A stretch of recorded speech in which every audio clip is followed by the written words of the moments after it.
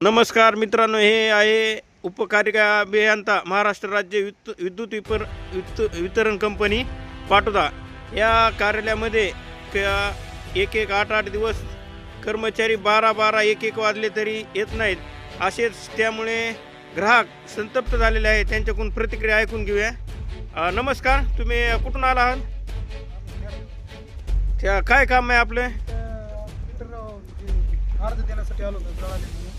3 दिवस झाले हलपडे चालतोय, अजून माणूसच सापडला नाही. साहेब हे आपले थेरल्याहून आले आहेत आणि त्यांचे 3 दिवसापासून काम होईना. मामा, तुम्ही कुठं आले तर?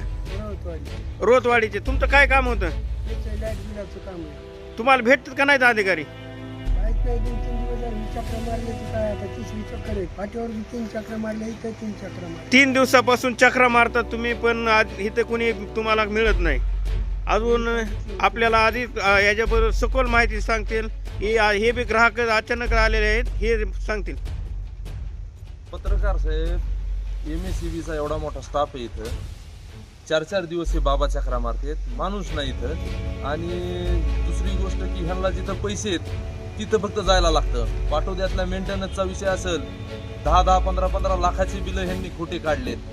त्याच्यामध्ये बाहेरील जो स्टाफ आहे तो फक्त नावापुरता स्टाफ आहे आणि त्याचे पैसे हे सगळी MSEB उचलत आहे.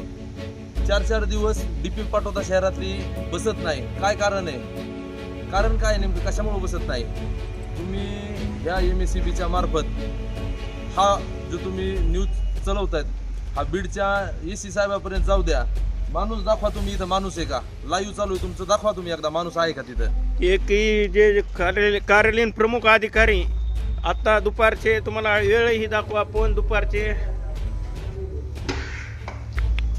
हे पाहू शकतात की दुपारचे 12:30 वाजत आले तरी अधिकारी नाही ते.